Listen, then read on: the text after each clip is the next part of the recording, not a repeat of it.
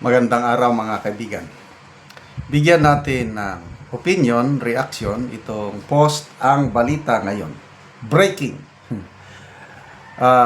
Ang PBBM admin nagsagawa rin ng counter INC rally. May sarili ding prayer rally. Ilang tao ang namatang nag-rally, pro-BBM rally. Ito, breaking.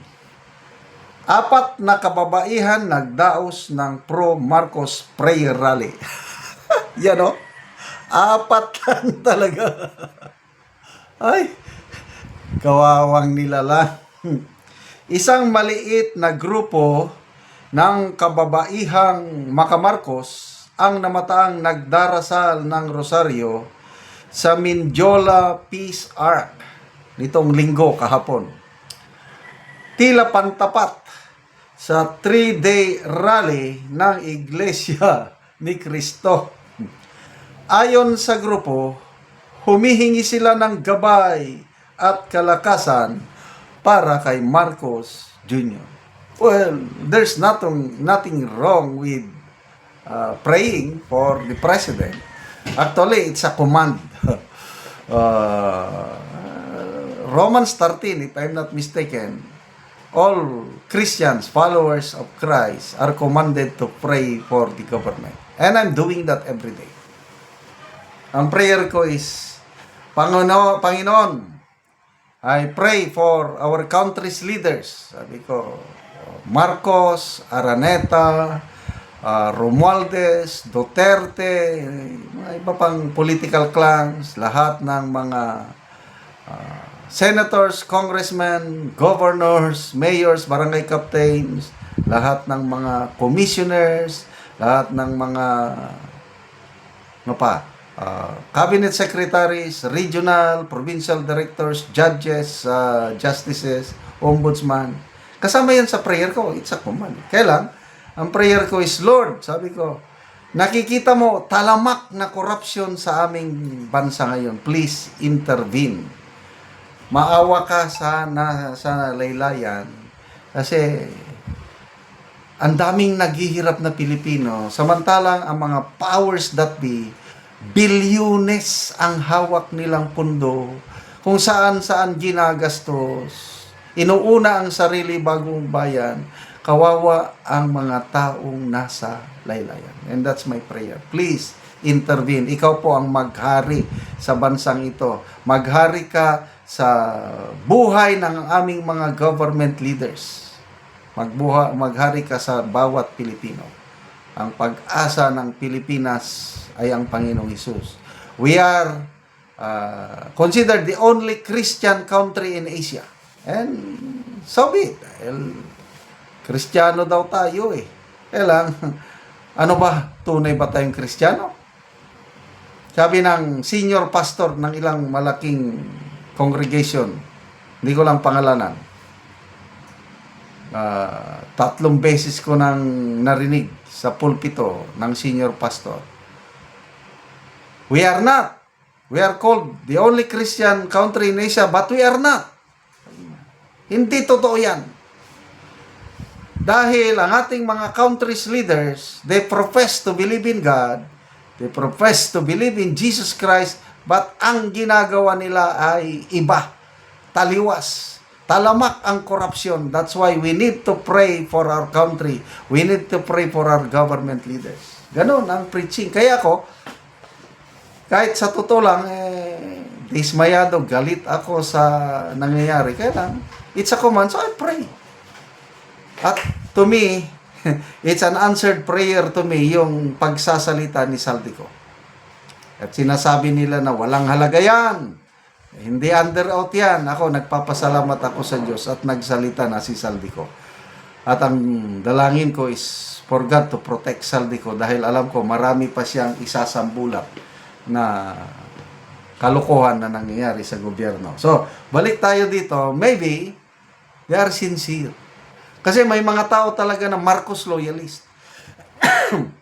I think last year o 2 years ago, nagbakasyon ako sa La Union kasi taga La Union ako. may nakausap akong nagtitinda ng isda. Napunta sa politika ang aming usapan.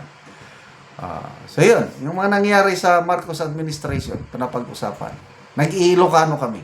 Sabi niya, alam ko, sabi niya, yan na nga ang sinasabi na nangyayari sa gobyerno, yung mga katiwalian. Kailan, kahit anong mangyari, Marcos loyalist pa rin ako. Susuporta pa rin ako sa mga Marcos. Yeah. Hindi ko siya kinontra kasi nakita ko na may mga diehard Marcos loyalist. Na kahit anong mga... Ako, I consider myself Marcos loyalist. Kailang doon ako sa Marcos Sr. Hindi perfecto ang Marcos Sr. Kailang mas marami siyang magandang nagawa sa tingin ko. Kaya loyalist ako ni Marcos Sr. Dito naman sa Marcos Jr., kabaliktaran. I'm sorry.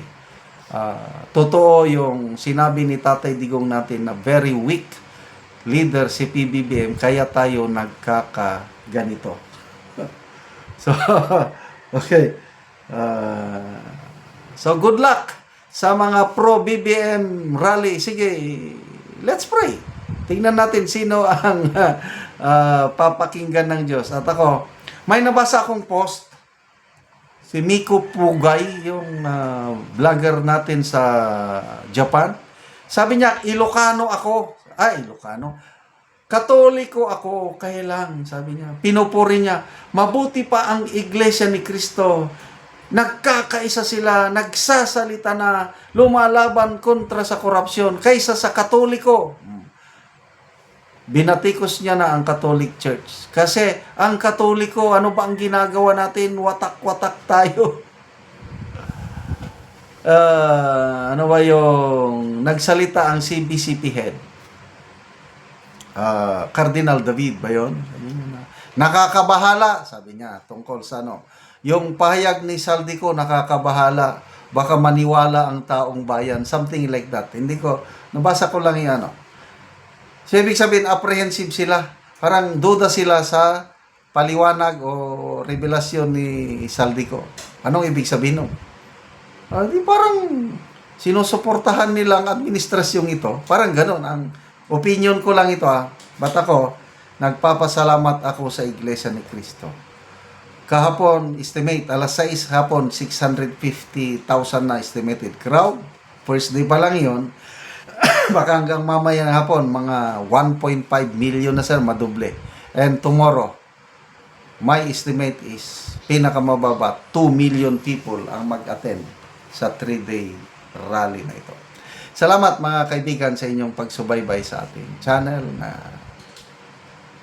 nakakatulong kayo ng malaki sa tribong Talandig ng Bukidnon dahil ang income natin sa channel na ito is pantulong po sa tribo. Namimigay tayo ng livelihood assistance sa tribo, nagpapatanim ng saging lakatan at Arabica coffee. Panoorin nyo ang video na ito. Ko dari sa area ni Maisi sa iyang kape. Si Maisi sa iyang kape. So, muna na ang itsura sa iyang kape nga upat na kabulan. Tambok kung mayo sad ang tubo.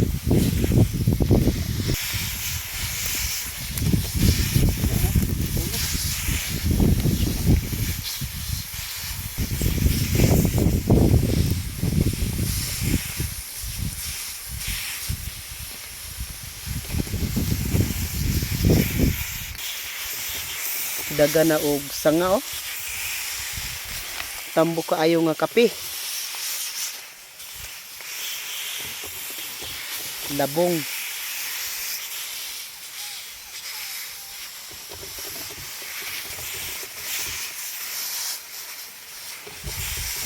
Tuboy isas ilan.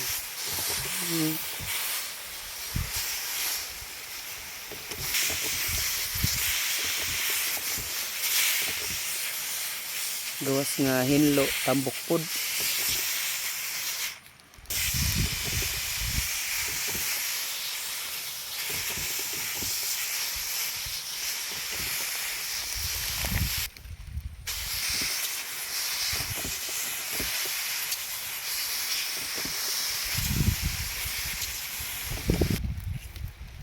Masigino sa importante kape.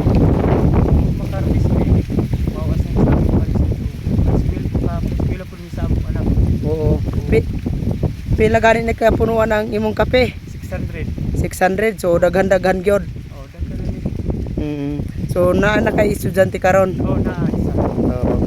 So salamat kayo. Salamat po. Oo.